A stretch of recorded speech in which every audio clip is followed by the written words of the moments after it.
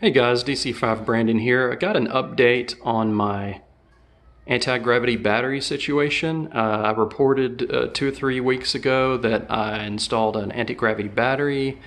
Then 5 or 6 times I drove the car later, I had my stereo amplifier aftermarket go bad.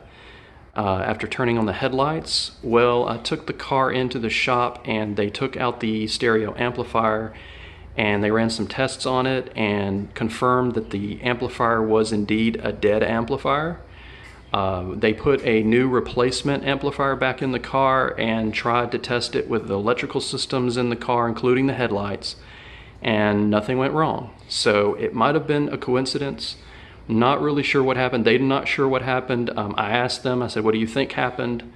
They told me, well, maybe when you decided to ask the last installer to keep the car powered while they swapped out the battery, the old battery with a new battery, and the car was kept under power with a tender, maybe that was a spike in the system and maybe that shorted out something in the amplifier. Well, the amplifier worked a few weeks after that until it died, so I'm not sure exactly if it was something that caused it to die over the short amount of time after that incident.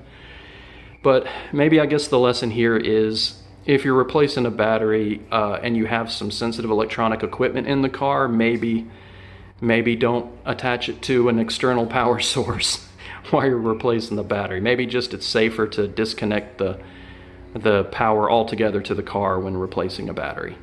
All right, that's all I wanted to do, is just let you guys know. So far the anti-gravity battery is working great. Don't have any other problems, so if I have any other problems, I'll let you know in the future.